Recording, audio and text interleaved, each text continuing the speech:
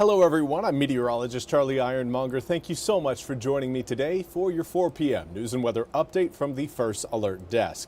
Now we want to bring you a story we shared with you earlier today about the arrest of a man now being charged with murder. Around 9 p.m. yesterday, Kinston officers took Prince Ellison into custody in Walstenburg with help from the Lenoir County Special Response Team and the Greene County Sheriff's Office.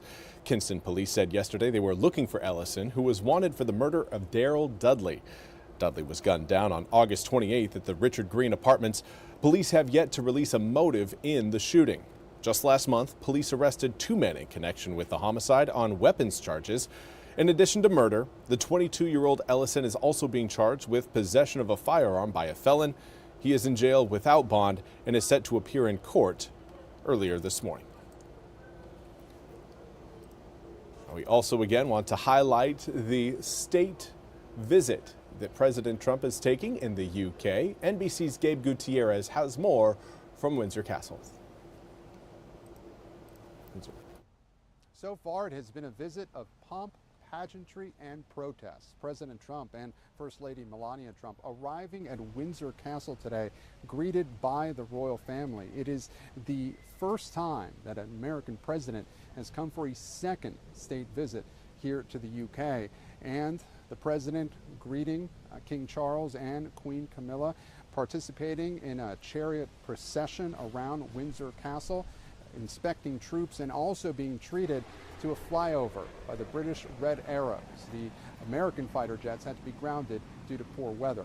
Not far from there in central London, protesters have gathered to protest President Trump, and this all comes as the Prime Minister here in the UK faces controversies domestically.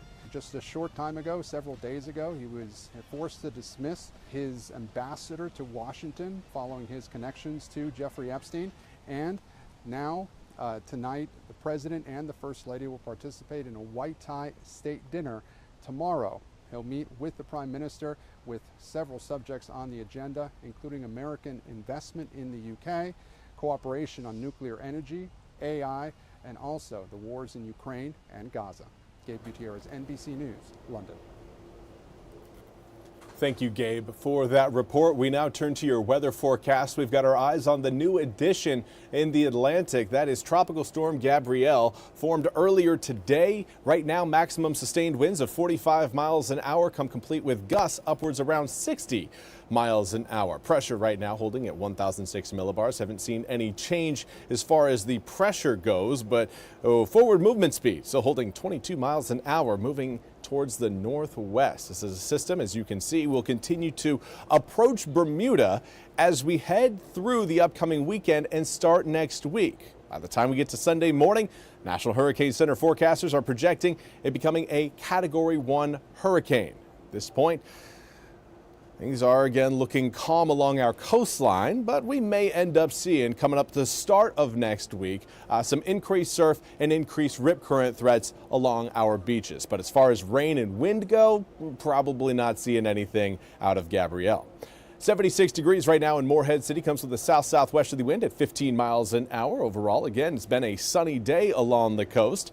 We do have a little bit of a sea breeze front trying to get going there. Nothing, of course, too intense. We've got air temperatures that have really spread out quite a bit over eastern North Carolina. We've got mid-60s right now closer to the Virginia line. Then we also have the low 80s closer towards, well, Duplin County, Pender County, Sampson County, and even Onslow County. Right now, Jacksonville showing up with 81 degrees. We've got 82 in Kenansville.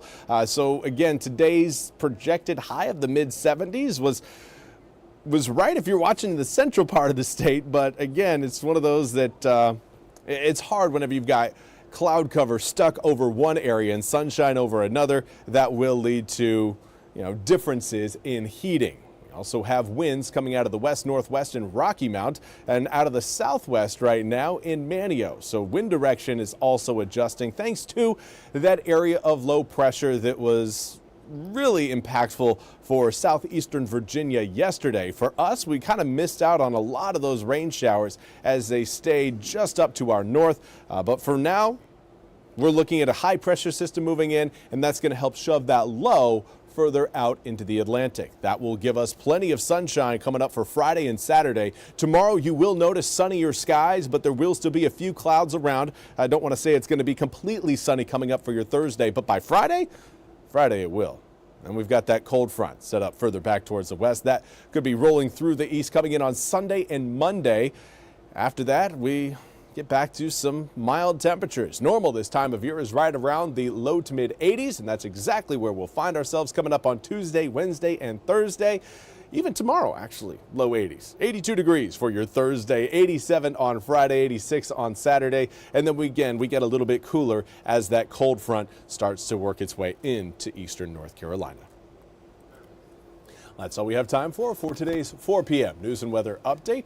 We will be back with more news and weather starting tomorrow at 7:10 a.m. with Russell and Gigi. Until then, I hope you all have a fantastic rest of your day. We'll see you back here coming up tomorrow morning.